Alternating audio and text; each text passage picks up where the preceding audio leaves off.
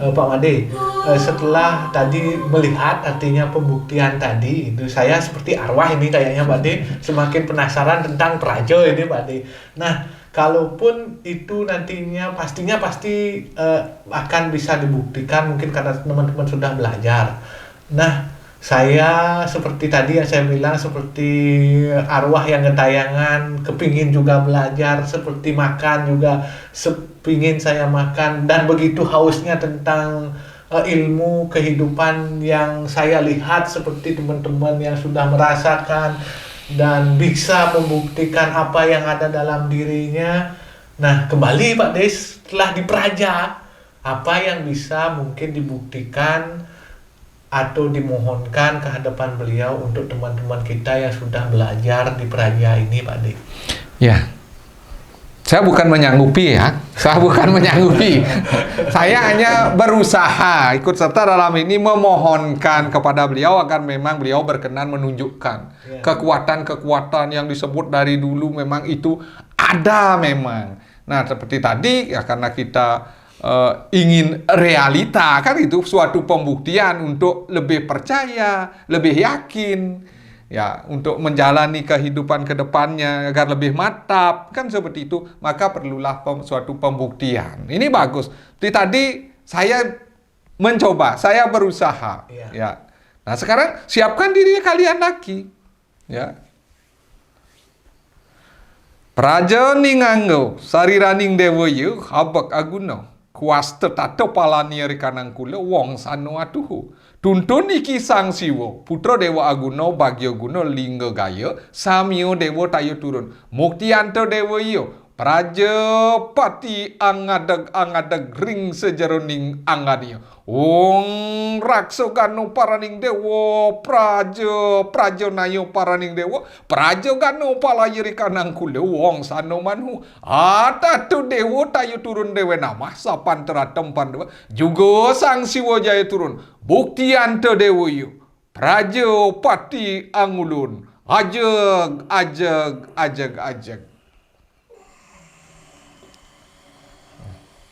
Ya, kalau saya melihat dari kasat mata ya Pak De, karena dilihat di kehidupan ini ya artinya sedikit ada pemolesan setelah kita belajar. Yang artinya kalau saya lihat saya dengarkan di kata-kata Pak De ada kuas yang menurut arti kasar saya di kehidupan ini kan sudah ada pemolesan karena kita belajar pemolesan dalam tubuh kita, dalam kehidupan kita sehari-hari untuk tetap belajar di kehidupan ini Pak De. Ya sama seperti di kehidupan semesta, seperti membuat patung. Membuat patung. Untuk membuat patung yang berharga, kan tidak acak-acakan, tidak sekedar seperti itu. Harus ditata ukirannya, bentuknya bagaimana. Dan untuk pengarsirannya itu, seperti tadi, kan harus dipoles. Nanti pewarnaannya biar tepat, biar bagus, biar menarik. Hidup di dunia sana sama seperti itu. Makanya diawali dari penataan diri, penyiapan diri, dan lanjutkan sekolah seperti tadi. Nah, kurang lebih seperti itu. Nah, dalam hal ini seperti tadi, saya sebagai generasi penerus, entah keturunan yang keberapa, saya juga tidak tahu seperti itu. Ya, saya wajib hukumnya memoles generasi berikutnya yang memang mau atau berkeinginan untuk mengetahui lebih dalam, lebih lanjut dengan nyamo papat itu yang sudah diyakini bisa sebagai pelindung di dalam kehidupan ini. Nah, artinya setelah dipoles sedemikian rupa dan teman-teman juga mau mempelajarkan diri. Nah, ini ya buktinya bagaimana kita di dalam tubuh kita terus belajar meningkatkan kehidupan kita dan ada artinya bantuan atau anugerah dan yang diberikan atau tuntunan supaya pemolesan dalam tubuh kita itu sedikit berarti. Nah, seperti yang dibilang Pak De itu, nah berhargalah sedikit bisa diperhatikan seperti itu. Ya, tujuannya seperti itu. Kita mencari sesuatu barang yang berharga. Memang untuk mencari barang sesuatu yang berharga itu perlu proses yang begitu panjang. Nah, yang saya lihat di teman-teman ini kan ada artinya dari yang tadi tentang apa yang apa namanya itu tentang tubuh itu yang saya lihat pembuktiannya ya sedikit agak ya di bawah lah mungkin ya saya lihat Pak dia dengan tangan seperti itu masih di bawah, setelah diperaja ya sedikit di pemolesan sudah naik lah sedikit tangan ya mungkin itu lambangnya mungkin simbolnya peningkatan, saya juga tidak tahu juga. Iya, seperti naik tangga lah katakan gitu. Seperti naik tangga itu dari bawah dari ke atas yang tujuannya nanti sebuah perlindungan yang bisa melindungi kita istilahnya kan hanya di atas. Iya. Kan hanya di atas kan, hanya di atas ya. Seperti itu yang bisa melindungi kita. Ya. Namun kita harus sadar, kita harus tahu untuk mendapatkan yang di atas ya harus dari bawah. Oh. Itu hukum yang tidak bisa dipungkiri. Itu. Oh ya. Nah setelah Prajo Pak De, nah ini kan ada di Banaspati. Nah, ketika peraja ini kita mau tingkatkan karena kita mau berusaha untuk belajar dan memoles diri, nah artinya kan ada peningkatan di kehidupan ini untuk kita ke Banaspati. Nah, sebelum kita menginjak ke Banaspati, apakah sih pengertiannya dulu Banaspati tersebut? Supaya kita sebagai murid tidak terlalu gampang memahami Banaspati. Karena kenapa? Karena yang kita dengar di kehidupan nyata Banaspati itu disimbolkan dengan hal-hal yang serem itu, nah tapi kalau dibayangkan dalam kehidupan kita, karena saya melihat pembuktian seperti ini hanya dalam tubuh kita yang secara kasat mata saya sendiri tidak pernah melihat hal-hal seperti itu yang menakutkan dalam kehidupan ini. Nah, kalaupun yang saya takuti adalah kematian tersebut, namun setelah kita mendengar dan mau belajar seperti ini, kematian itu adalah hal yang nantinya pasti kita akan capai. Sesuatu kepastian. Ya, mau belajar saat ini. Nah, mohon juga dijelaskan dulu tentang Banaspati itu secara singkat, secara sederhana, supaya kami sebagai generasi muda dapat mudah mengerti, karena yang kita inginkan saat ini kan pengertian secara sederhana biar kita tidak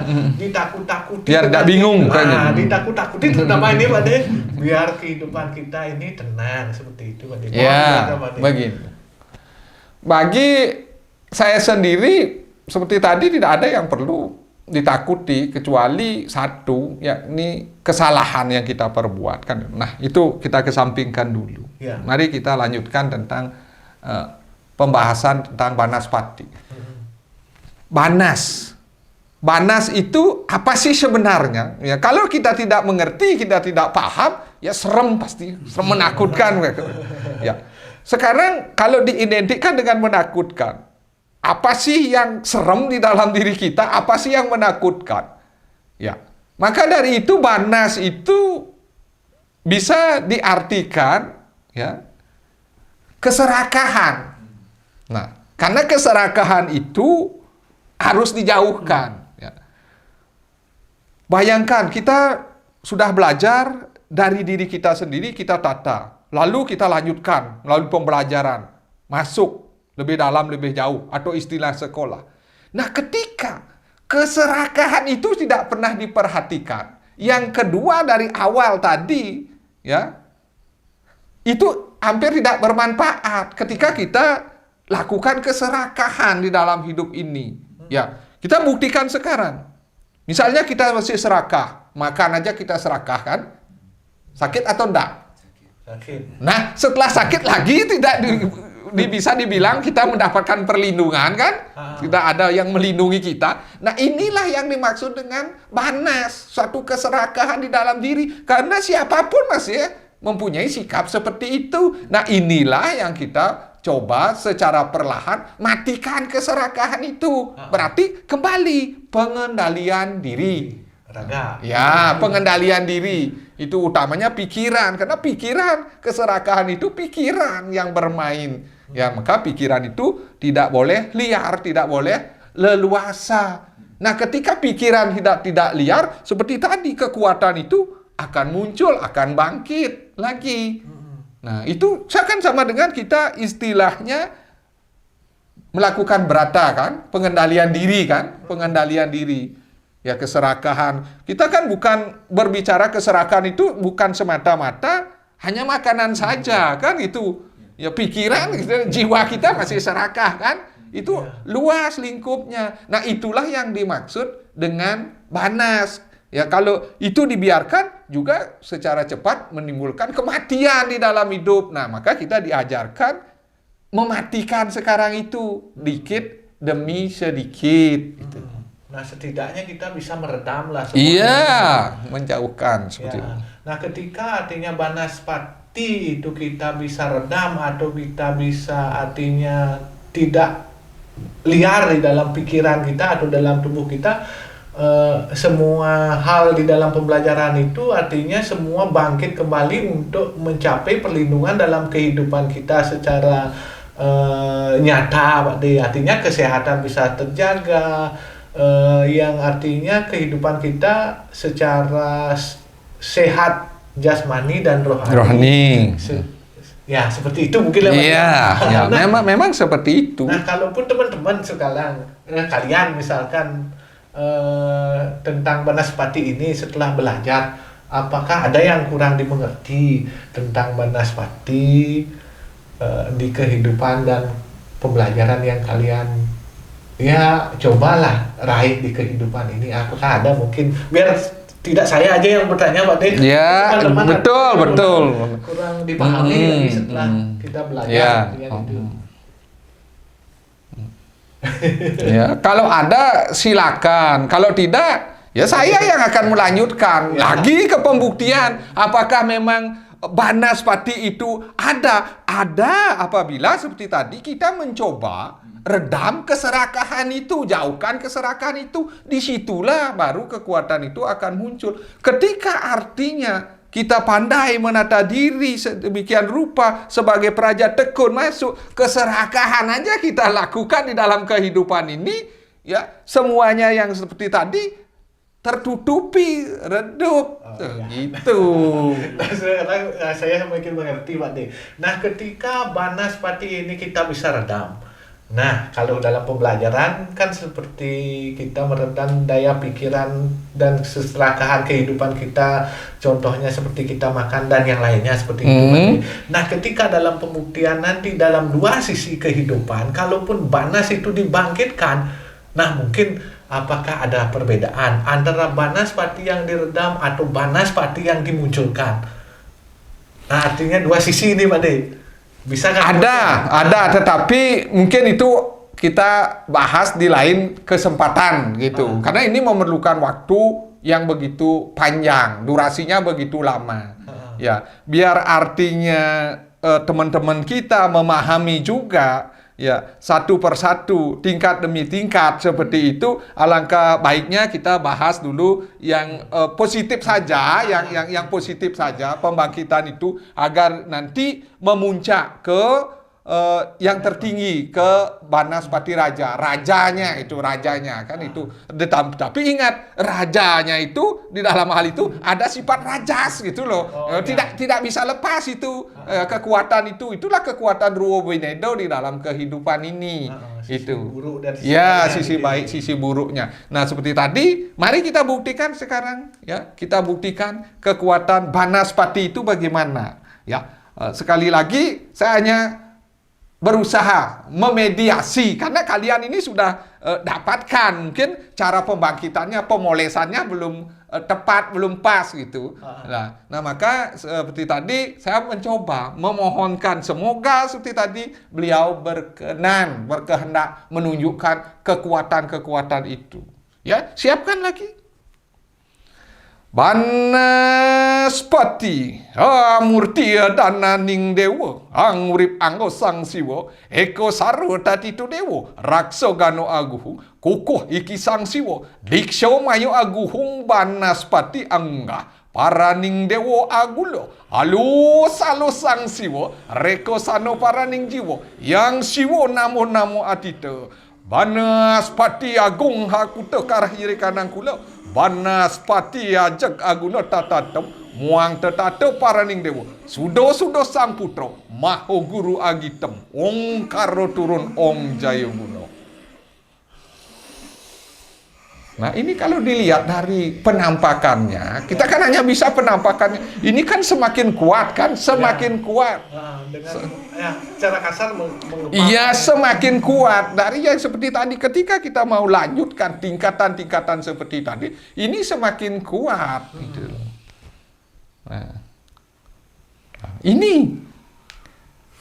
Nah artinya kalau dilihat kasar mata peningkatannya sudah ada, yaitu yang kita yang yakini diri kita sendiri. Nah setelah ada peningkatan atau rasa atau kekuatan yang dirasakan di kehidupan ini, ya artinya kan peningkatannya itu pasti ada kalau kita meyakini, kalau bisa meyakini apa yang kita tata di kehidupan ini, secara kita belajar, secara tubuh kita menyikapi kehidupan ini. Nah setelah itu Banaspati itu akan muncul dengan sendirinya dengan kekuatan tertentu di dalam kehidupan ini, Pak De. Nah saya juga sedikit bingung, Pak De, setelah Prajo ini dan Banaspati ini dimunculkan, ada lagi Banaspati Rajo itu, yang raja seperti dibilang itu rajasnya itu artinya apa yang itu ya Pak De, penjelasannya Pak De itu. Yang dimaksud dengan Banaspati Raja itu adalah kekuatan terakhir sebagai praja. Nah, maka itu diidentikan ketika kita berbicara tentang Banaspati Raja, itu adalah kekuatan Prajapati. Kita kan punya Prajapati. Prajapati itu kan Ulun Setra, Pura Prajapati. Itu kekuatan. Kekuatan terakhir di sana. Karena bagaimanapun nanti seperti apa yang kita bahas, akhirnya mati. Entah itu sebagai praja, ada kekuatan Banas, termasuk jadi raja pun di dalam kehidupan nanti ini kan akhirnya mati. Mati. Itulah yang dimaksud dengan Banaspati Raja. Kekuatan terakhir di dalam sebutan saudara empat itu. Nah, ini kekuatan terakhir. Makanya seperti tadi kekuatan Prajapati, itu Banaspati Raja. Ini kalau bisa dikatakan mungkin sedikit mengerikan gitu, mengerikan gitu loh. Karena seperti tadi itu kalau ibaratnya seperti laporan angga kita nanti ini. Walaupun sebagai praja, bagaimanapun penataannya, bangkitkan Banaspati Raja terakhir, ya akhirnya pasti lapornya ke Prajapati. Sebelum masuk alam kubur kan ke Prajapati kita. Artinya secara kasar dalam pikiran kita, kematian itu pasti akan kita temukan. Nah ini sedikit menakutkan kalau kita udah ada di kepala kuburan, yang artinya mau menginjak ke kuburan gitu. Nah kekuatan itu, kalau kita yakini dalam keyakinan kita, bisa dimunculkan dalam kehidupan setelah kita belajar dan mengerti tentang tatanan apa yang disebut dengan Angga, Praja, dan Banas. Nah setelah rajas ini kita bisa kendalikan atau redam. Nah, apa yang nanti akan muncul di kehidupan ini dan di raga-raga teman kita ini, Pak De? Apakah semua tentang pemikiran? Kan itu yang terutama, Pak De, pemikiran, tentang rasa, atau cara kita mengendalikan diri kita sendiri untuk mencapai artinya kehidupan, kesederhanaan kehidupan. Apakah bisa kita capai seperti itu? Karena apa? Kalaupun rajas kita ini kita bangkitkan semua, artinya kesederhanaan kehidupan kan kita bisa tidak capai, karena keserakahan itu akan muncul, keserakahan dalam kita memiliki sesuatu, keserakahan dalam pemikiran, dalam kita misalkan contohnya makan seperti dibilang tadi. Apakah setelah kita artinya pelajari di kehidupan ini, apakah kesederhanaan kita yang akan kita capai setelah bisa mengendalikan itu? Iya, itu semuanya mengarah ke kesederhanaan. Maka kita diajarkan dalam hal ini brata. Atau kaitannya dengan pembelajaran ini pati, berarti mematikan, membunuh, menjauhkan sifat-sifat seperti itu. Nah, sebagai wadah ini kan harus dikelola sedemikian rupa, jauhkan kita dari hal-hal yang negatif, ya. Seperti tadi sebagai praja juga yang pasti bukan mati, ya agar menjadi praja yang sesungguhnya, yang taat akan aturannya, kan jauhi larangan-larangannya itu artinya matikan juga yang negatif-negatif, jauhkan yang negatif, apalagi keserakahan seperti tadi. Sebelum nanti kita menghadap sang raja itu beliau kan seperti itu menghadap, maka sifat-sifat seperti itu harus dimatikan. Nah, ketika sifat itu dimatikan berarti kita sudah bisa sedikit tidak menjalani hidup ini dengan penuh kesederhanaan kan itu. Nah, itulah kesederhanaan itu kan sama dengan kesehatan kan? Yaitu perlindungan lagi itu kembali ke seperti itu ya. Jalan pikiran kita memang pembelajarannya intinya memang seperti itu. Nah, sekarang mari kita tunjukkan sekarang kekuatan yang terakhir. Ya, kekuatan yang terakhir. Ya, sebelum nanti memang kita menghadap sebagai praja, menghadap Rajapati sebelum mencari rumah yang sesungguhnya kan seperti itu. Nah, alangkah baiknya, alangkah bijaknya ketika kita tata diri terlebih dahulu sehingga kita mendapat perlindungan dari beliau kan seperti itu. Dan ini yang terakhir ini menurut saya kekuatannya luar biasa, ya, luar biasa itu loh. Nah, inilah bisa menjauhkan diri kita nanti dari hal-hal yang negatif, termasuk hal-hal yang tak tampak. Ada mistik yang seperti itu, ya. Mistis-mistis seperti itu. Kalau ini sudah bisa dibangkitkan, begitu, ini kita akan terjauhkan dari hal-hal seperti itu gitu. Karena takut juga hal-hal seperti itu mendekati diri kita, apalagi mencelakai diri kita. Itu syukur tidak akan tersentuh oleh hal-hal seperti itu. Tetapi yang penting jangan merasa sombong, jangan pernah merasa terkabur. Ya, itu saja. Nah, saya coba bangkitkan sekarang yang terakhir ini kekuatan, memang kekuatan yang Brahmo Prajapati yang punya, begitu ya. Saya sebagai hambanya beliau, prajanya beliau, memohon terlebih dahulu untuk mewujudkan ini. Karena ini sakral sekali sebenarnya yang terakhir ini gitu loh. Ya, mudah-mudahan kalian ini ya sebagai mediatornya nanti bisa kuat, syukur-syukur kuat. Kalau tidak mungkin bisa jatuh gitu loh. Karena kekuatannya luar biasa begitu loh. Tapi siap saja ya mudah-mudahan beliau mengabulkan. Tetapi ya saya sebagai penganut, sebagai pengikut ya ajaran ini, saya memohon terlebih dahulu ya. Yang widiwasa Brahmo Prajapati Manito Dewa Raksa Guna Atuhu Lugrogino Paraning Dewa Sadu Iki Sang Siwa Ong Jaya Turun Ong Jaya Guna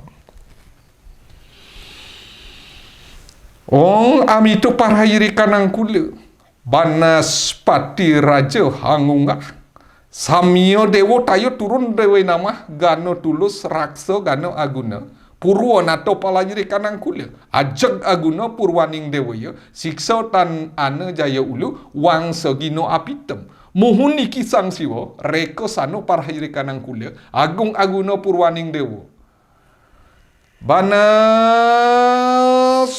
Raja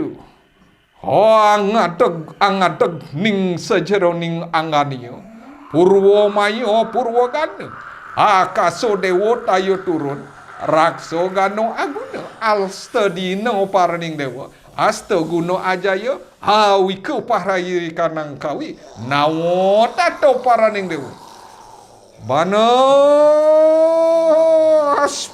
Raju Ang Saruh Maruhung Akaso Paraning Dewa Ang Ulap Anggo Jaya Tulus Ang Sanota Tanto Ratom Palaning Kaya Ang Urip Sanwatuhu Tuntun Iki Sang Siwa Eko Saro Manuhu Ala Patato Paraning Dewa Banaspati Raja Aguna Ajag Sang Siwa Ong Karumanito Dewa Ong Cakrayano Paraning Dewa Ong Sarido Guno Ong Jayu Sang Hyang Widiwasa Taksuning Dewiyo Aja Gaguna Ong Patroguno Ong Jayu Jayu Jayu.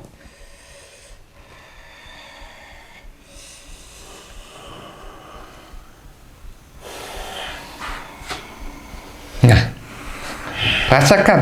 Nah, yang merasakan yang seperti tadi, yang mengalami pembangkitan seperti tadi, betul-betul terkuras nah energi. Ya, seperti terkuras lah kan energinya. Nah, makanya seperti tadi saya katakan ini kekuatan yang luar biasa, karena kekuatan puncak, kekuatan terakhir di dalam saudara empat kita itu. Nah, kita amat bersyukur sekali. Kita ngomong seperti ini, bahas seperti ini, dan bisa kita buktikan. Berarti apa yang kita pelajari, apa yang kalian pelajari, yang kalian tata, ya, seperti tadi, tidak sia-sia kan? Iya. Nah, artinya hasil dari sebuah perbuatan di kehidupan ini yang mau kita menata diri, mau kita belajar, ya, nah, kalau keyakinan Tiang, Pak De, artinya kemahakuasaan beliau, artinya kebesaran beliau. Kalau kita mau artinya menata diri, perlindungan beliau itu ada dengan kekuatan beliau yang maha besar yang kita rasakan di kehidupan ini, yang artinya kita harus meyakini bahwa kekuatan beliau lah yang melindungi kita dalam kehidupan ini secara logika, secara nyata. Kalau kita mau menjaga diri kita sendiri dengan cara kita, pola kita makan, pola kita berpikir, pola kita cara menyikapi kehidupan ini. Itu yang saya dapat hikmahnya kalau pembelajaran memang ini. Memang seperti itu. Kalau kita berbicara tentang kuasanya beliau, ya, beliau yang mempunyai kuasa penuh. Ya. Kita diberi juga kuasa kan, kuasa untuk menjalani, menata kehidupan ini sesuai dengan keyakinan kita. Nah, kita berjalan seperti ini kan berdasarkan suatu keyakinan kan. Kita yakin kekuatan itu memang ada. Sulit rasanya kita percaya dengan kekuatan itu tanpa ada suatu pembuktian. Makanya seperti tadi saya katakan banyak teman-teman yang hanya bisa membaca, berteori, teorinya dia baca begini-begini, kok tidak ada reaksinya. So, tidak ada, apa yang saya rasakan itu hampir tidak pernah ada, getar-getar itu tidak ada. Nah, itu kan baru teori saja, tanpa pembelajaran ke dalamnya. Itu kan di luar yang dia baca kan? Di luar dia baca. Ya. Ya, nah artinya begini Pak De.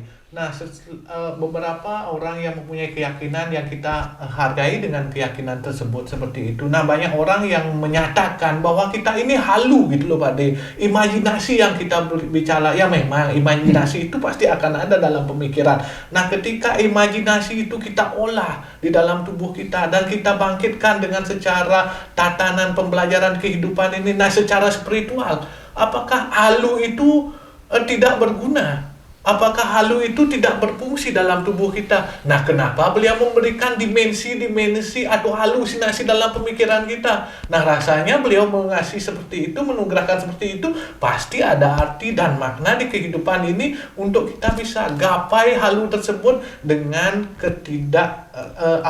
dengan cara kita merubah halu tersebut menjadi sebuah kenyataan, sebuah kekuatan di mana kita harus meyakini halusinasi dalam kehidupan, dalam pikiran kita akan berguna, berfungsi dalam kehidupan. Nah, bagaimana penjelasan seperti halu-halu yang sudah berkembang saat ini, Pak De?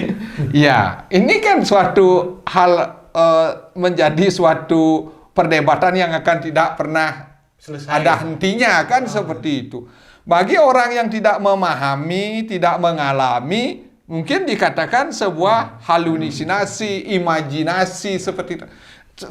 Abaikan saja itu.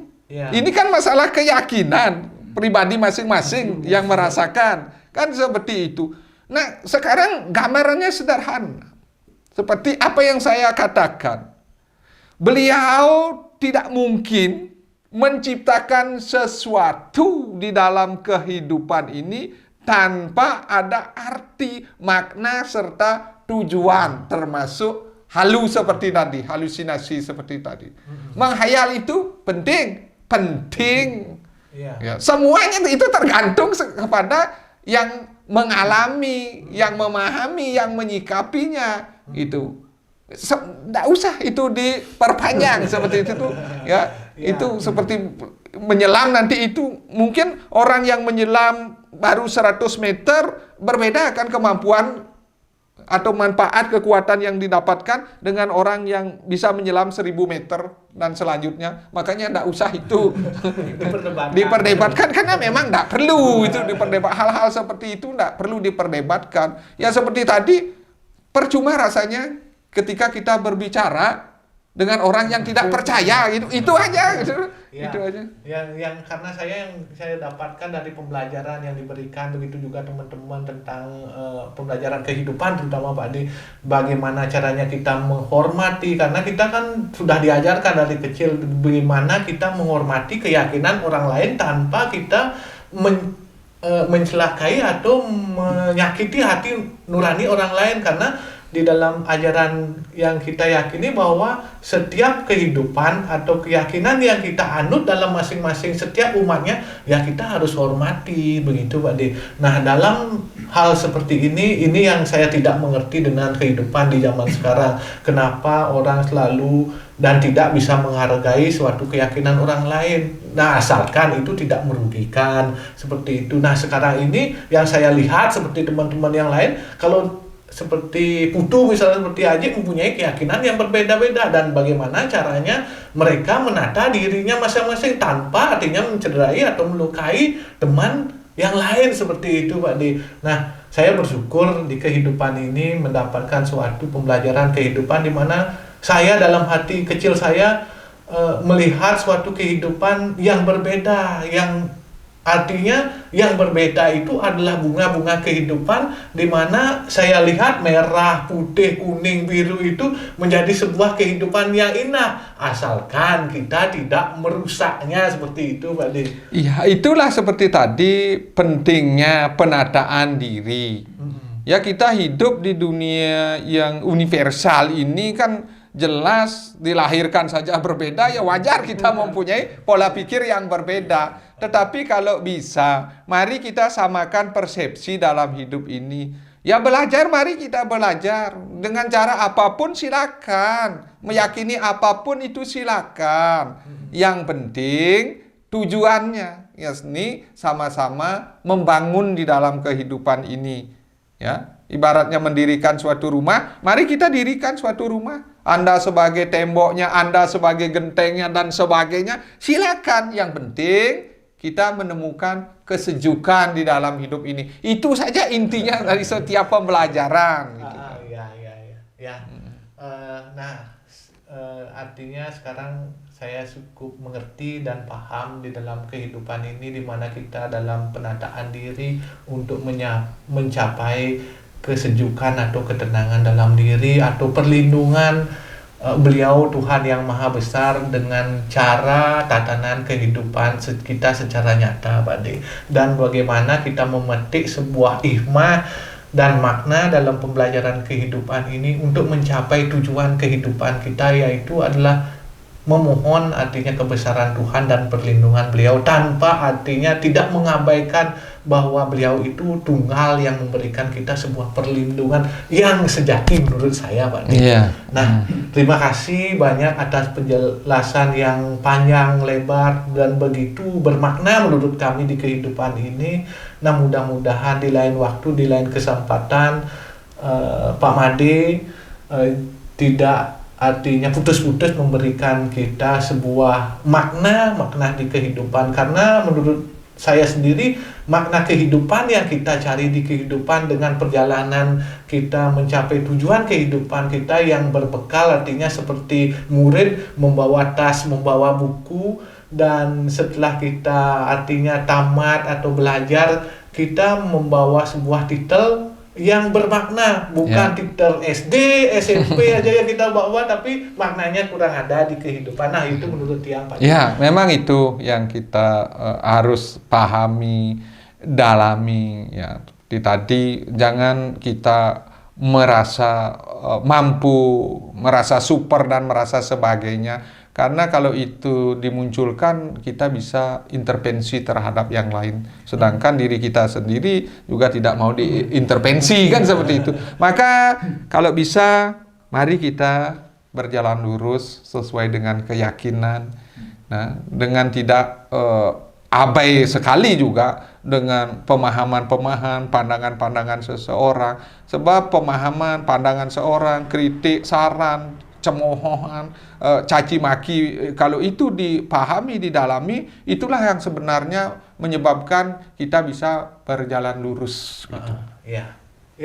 Terima kasih Pak Made atas waktu dan kesempatannya. Begitu juga teman-teman yang lain. Mudah-mudahan menjadi pembelajaran di kehidupan kita di masa sekarang dan di masa depan.